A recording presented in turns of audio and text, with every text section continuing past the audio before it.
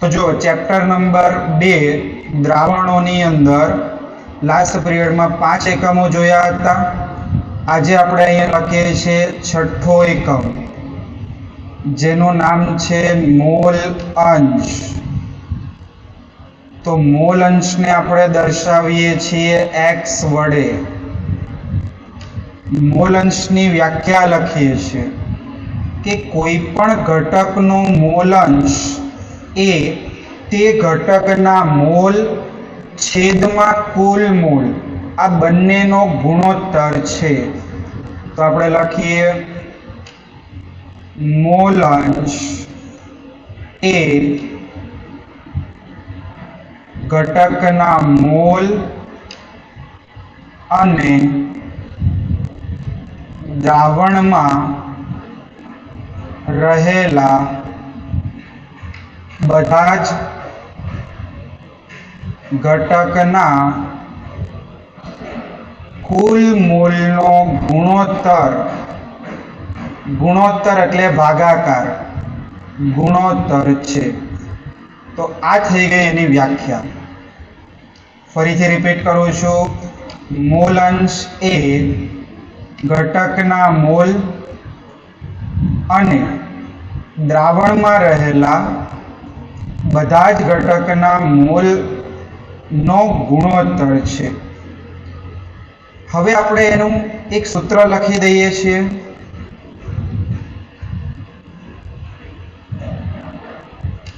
કોઈ પણ ઘટકના મોલ અંશ તમારે ગણવા છે તો મોલ અંશ બરાબર એનું સૂત્ર થશે ઘટકના મોલ છેદમાં દ્રાવણમાં રહેલા બધા ઘટકના મોલનો સરવાળો, જેને આપણે શોર્ટમાં કહીએ તો કુલ મોલ, દ્રાવણમાં રહેલા બધા જ ઘટકોના કુલ મોલ, આ બંનેનો ગુણોત્તર છે। હવે આખી થિયરી આપણે એક દ્વિઅંગી દ્રાવણ માટે વિચારીએ તો કાલના પિરિયડમાં મેં તમને સમજાવ્યું હતું કે દ્વિઅંગી દ્રાવણ એ બે ઘટકોનું બનેલું હોય છે। આપણે અહીં પહેલાં એને પ્રેક્ટિકલી સમજીએ કે મારી પાસે કોઈ એક બીકર છે, એની અંદર હું બે ઘટકોને ઓગાળું છું અને એક દ્રાવણ બનાવું છું જેને આપણે કહી દીધું દ્વિઅંગી દ્રાવણ। ચલો, એક મારી પાસે છે ઘટક A અને બીજો મારી પાસે છે ઘટક B। આ બે ઘટકોને હું ભેગા કરીને એક દ્રાવણ બનાવું છું એટલે સ્વાભાવિક છે મને બંનેનું દળ એટલે કે એનું વજન ખબર હશે। તો ઘટક A નું વજન હું અહીં સિમ્બોલાઇઝ કરું છું, સાંકેતિક સ્વરૂપે દર્શાવું છું વેઇટ ઓફ A, WA, જે ઘટક A નું દળ અથવા વજન છે। ચલો, તમે કોઈ પણ ઘટક ઓગાળશો એટલે એનું નામ તમને ખબર હશે। ધારો કે હું NaCl ઓગાળું છું, મીઠું, એટલે એનું અણુસૂત્ર NaCl, એટલે એનો અણુભાર આપણે શોધી શકીએ। તો આનો અણુભાર મેં દર્શાવી દીધો મોલેક્યુલર વેઇટ। અણુભારને આપણે મોલેક્યુલર માસ, મોલેક્યુલર વેઇટ કહીએ છીએ, Ma દર્શાવ્યું। ઘટક B જેનું વજન મને ખબર છે તો એને મેં અહીંયા સાંકેતિક તરીકે દર્શાવ્યું WB અને ઘટક B નો અણુભાર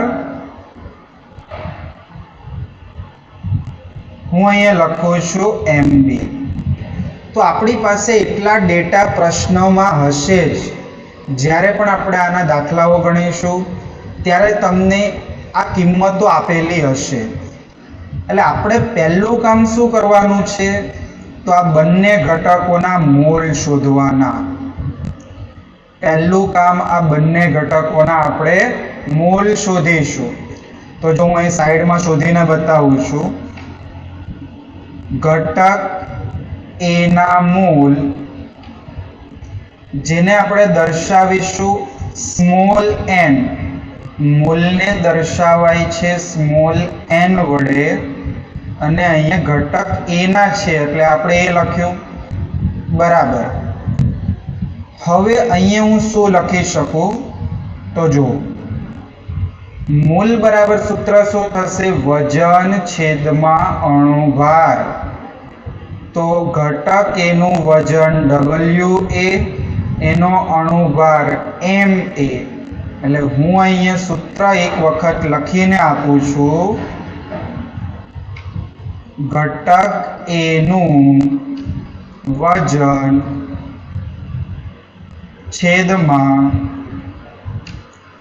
ઘટક A નો અણુભાર. તો વિદ્યાર્થી મિત્રો, આપણે અહીંયા વજનને WA વડે લીધું છે, તો હું અહીંયા એનું સાંકેતિક સંજ્ઞાત્મક સ્વરૂપે સૂત્ર લખું તો શું લખી શકાય? Weight of A upon molecular mass of A. ચલો, આવી જ રીતે આપણે શું કરીશું? તો કે ઘટક B ના મોલ શોધી દઈશું. તો ઘટક B ના મોલ NB બરાબર શું લખી શકાય? WB છેદમાં MB. વ્યાખ્યા તો હવે તમને એનું જે છે એના પ્રમાણે લખી શકો. ઘટક B નું વજન છેદમાં ઘટક B નો અણુભાર. તો ફરીથી એક વખત મોલ અંશ શોધવા માટે પ્રશ્નમાં તમને વજન આપેલું હશે, આણ્વીય દળ આપણી જાતે શોધવાનું ધોરણ 11 માં આપણે શોધતા શીખવાડેલું છે. બંનેનો ઉપયોગ કરીને પહેલું કામ આપણે શું કરવાનું થશે? તો મોલ શોધવાના થશે. આ સ્ટેપ્સ બધા મગજમાં ફિટ કરતા રહેજો. ચલો, પહેલું કામ મેં મોલ શોધી દીધું. હવે મારે શું કરવાનું છે?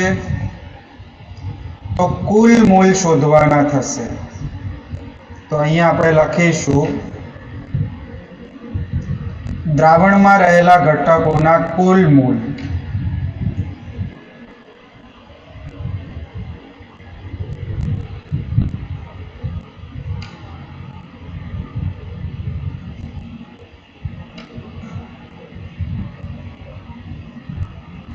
તો કુલ મોલ બરાબર હું અહીંયા લખી શકું ઘટક A ના મોલ પ્લસ ઘટક B ના મોલ.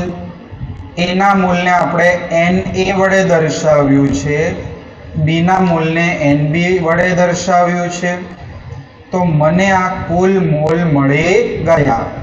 અને હવે આપણો છેલ્લો પોઈન્ટ કે બંનેના મારે મોલ અંશ ગણવા છે. તો જો મોલ અંશ માટે હું શું કરીશ? મેં ઉપર હમણાં સૂત્ર લખાવ્યું હતું, તો અહીંયા પહેલું કરું છું. ઘટક A ના મોલ અંશ બરાબર જે ઘટકના મોલ અંશ ગણવાના હોય તે ઘટકના મોલ ઉપર લખવા અને છેદમાં કુલ મોલ લખવા. તો અહીંયા આપણે ઘટક A ના મોલ અપોન કુલ મોલ લખીશું. ચલો, આને મારે લખવું હોય તો શું લખાય? ઘટક A ના મોલ મેં લખ્યા છે NA છેદમાં કુલ મોલ એટલે NA વત્તા NB જે ઉપર આપણે શોધ્યું.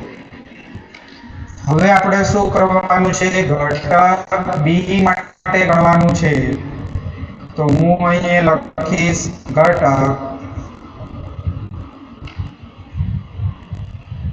બી ના મોલ અંશ બરાબર ઘટક બી ના મોલ, જેના મોલ અંશ ગણવાના હોય એના મોલ ઉપર છેદમાં કુલ મોલ.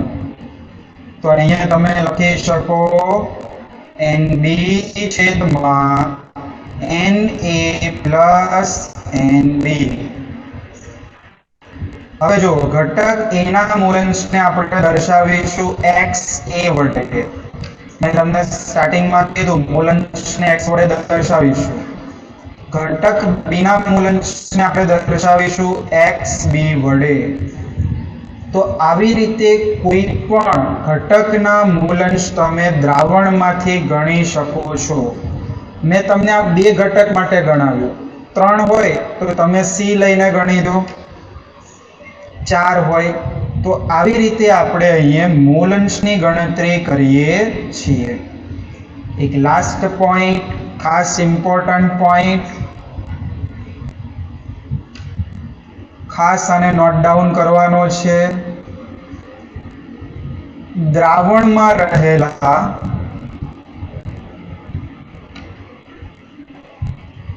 બધા જ ઘટકોનો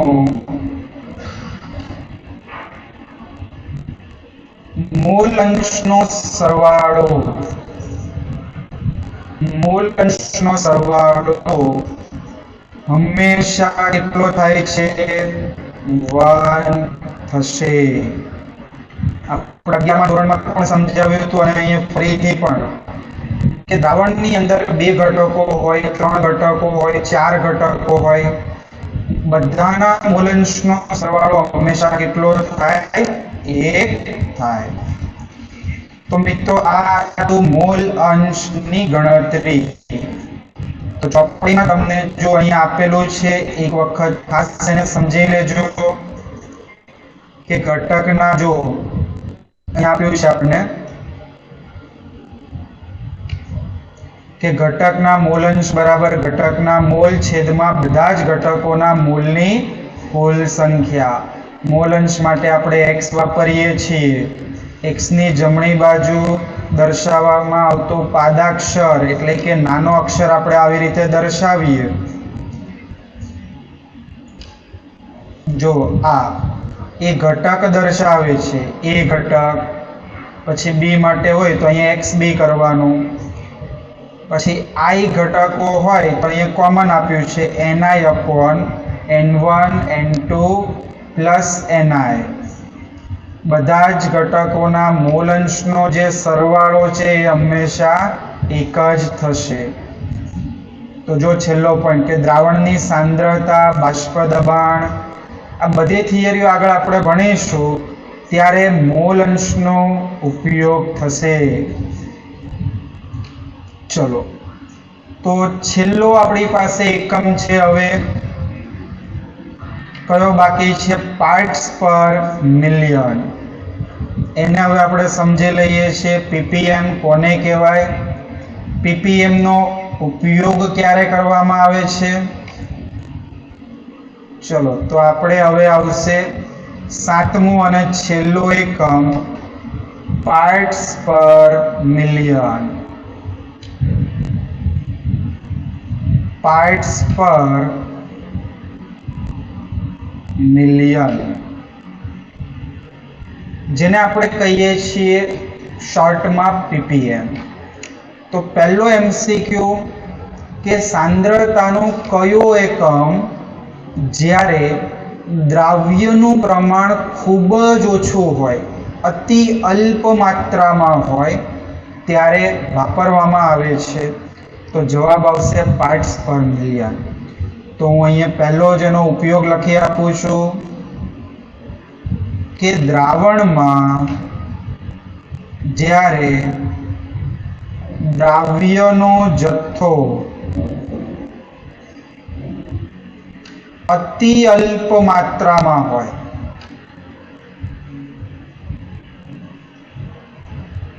ત્યારે સાંદ્રતા દર્શાવવા માટે પાર્ટ્સ પર મિલિયન એકમ વપરાય છે। તો આ ઘણી વખત એમસીક્યુ પૂછાતો હોય છે, એટલે ખાસ અહીં યાદ રાખવું કે દ્રાવણની અંદર દ્રાવ્યનો જથ્થો અતિ અલ્પ માત્રામાં હોય ત્યારે આપણે પાર્ટ્સ પર મિલિયનનો ઉપયોગ કરીશું। ચલો, પાર્ટ્સ પર મિલિયનનું પહેલાં તો હું તમને સામાન્ય સૂત્ર આપું છું।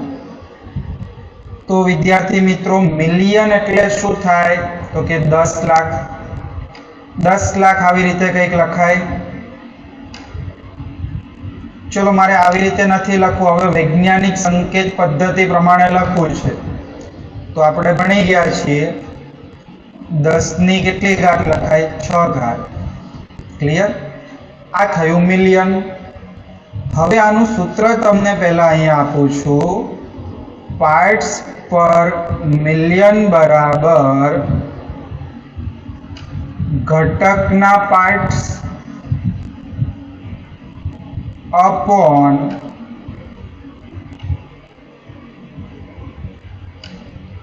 द्रावणना कुल पार्ट्स इंटू मिलियन એટલે 10 ની 6 ઘાત। તો આ રીતે એનું સૂત્ર સામાન્ય સૂત્ર છે। ચોપડીમાં તમને આવું સૂત્ર જોવા મળશે, પણ હું તમને બીજા 3 સૂત્ર અહીંયા સમજાવું છું। કઈ રીતે આવે છે એ પહેલા સમજજો। તો પાર્ટ્સ પર મિલિયનને ટકાવારીની જેમ તમે દળથી પાર્ટ્સ પર મિલિયન, જેવી રીતે આપણે કાલે ટકાવારીમાં સમજ્યા હતા, દળથી ટકાવારી, પછી કદથી ટકાવારી, પછી આપણે હતું દળ કદથી ટકાવારી। તો એવી જ રીતે પાર્ટ્સ પર મિલિયનને પણ દર્શાવવાની 3 મેથડ હોય છે। દળથી પાર્ટ્સ પર મિલિયન, કદથી પાર્ટ્સ પર મિલિયન અને દળ કદથી પાર્ટ્સ પર મિલિયન। તો જો આ સૂત્ર પ્રમાણે જ આપણે દરેકે દરેકનું કરીશું ફોર્મ્યુલા। તમારે શું થશે? તો ઉપર દ્રાવ્યના પાર્ટ્સ આવશે અને નીચે આપણે શું આવશે? દ્રાવણના આવશે। જેવી રીતે ગઈકાલે આપણે ટકાવારી વાળા સૂત્રમાં લખતા હતા। તો ત્રણેયના સૂત્ર અહીંયા પહેલા સમજાવી દઉં છું। તો જો ત્રણેય સૂત્ર આપણે લખીએ। પહેલું, દળથી પાર્ટ્સ પર મિલિયન મારે દર્શાવવું હોય તો એનું સૂત્ર આવે દ્રાવ્યનું દળ છેદમાં દ્રાવણનું દળ, અને મિલિયન એટલે 10⁶ ભૂલવાનું નથી। દળ આવે તો દળનો એકમ કાલે કીધું હતું, નાનો એકમ કયો આવશે? ગ્રામ। એવી જ રીતે તમારે બીજું સૂત્ર હવે અહીંયાથી વિચારી શકાય।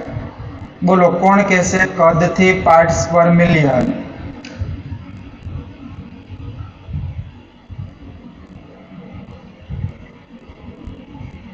બોલો, કદથી કદ ટકાવારી હોય એટલે દ્રાવ્યનું કદ ml માં ઇન્ટુ 10⁶ અપોન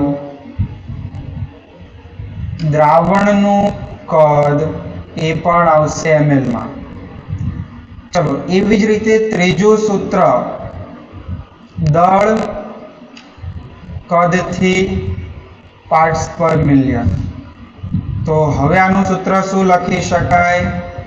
દ્રાવ્યનું દળ, જો દળ કદથી છે એટલે ઉપર દળ અને છેદમાં કદ, દ્રાવણનું કદ, કદ માટે મિલીલીટર અને દળ માટે ગ્રામ ઇન્ટુ 10⁶। તો આ હતું પાર્ટ્સ પર મિલિયન। હવે મેં તમને કીધું પાર્ટ્સ પર મિલિયનનો ઉપયોગ ક્યારે થાય છે? તો કે જ્યારે દ્રાવ્યની માત્રા અતિ અલ્પ હોય ત્યારે। તો જો પહેલું કે વાતાવરણમાં જે પ્રદૂષણની માત્રા હોય, પ્રદૂષણની માત્રા એ આપણે પાર્ટ્સ પર મિલિયનથી દર્શાવીએ છીએ. આવી જ રીતે પાણીમાં અમુક દ્રાવ્ય ક્ષારની માત્રા પણ આપણે પાર્ટ્સ પર મિલિયનથી દર્શાવીએ છીએ. એવી જ રીતે તમારે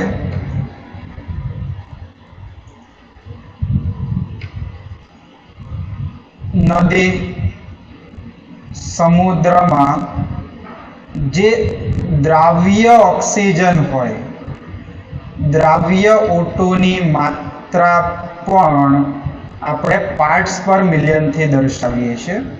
તો આ તમને એક લાસ્ટ પોઈન્ટ અહીંયા આપેલો છે, એટલે આ બધું ખાસ ધ્યાનથી વાંચજો. એનું સૂત્ર છે. પછી જો ટકાવારીમાં દર્શાવ્યા પ્રમાણે જે સાંદ્રતા પાર્ટ્સ પર મિલિયન છે એને પણ દળથી દળ, કદથી કદ અને દળથી કદમાં પણ દર્શાવી શકાય છે. બરોબર. પછી તમને આપ્યું છે કે 1 લીટર દરિયાના પાણીની અંદર 6 × 10⁻³ ગ્રામ દ્રાવ્ય ઓક્સિજન હોય છે. આટલી ઓછી સાંદ્રતા 5.8 ગ્રામ પ્રતિ 10⁶ ગ્રામ એટલે કે પર મિલિયન પાણીની અંદર 5.8 ગ્રામ ઓક્સિજન હોય છે.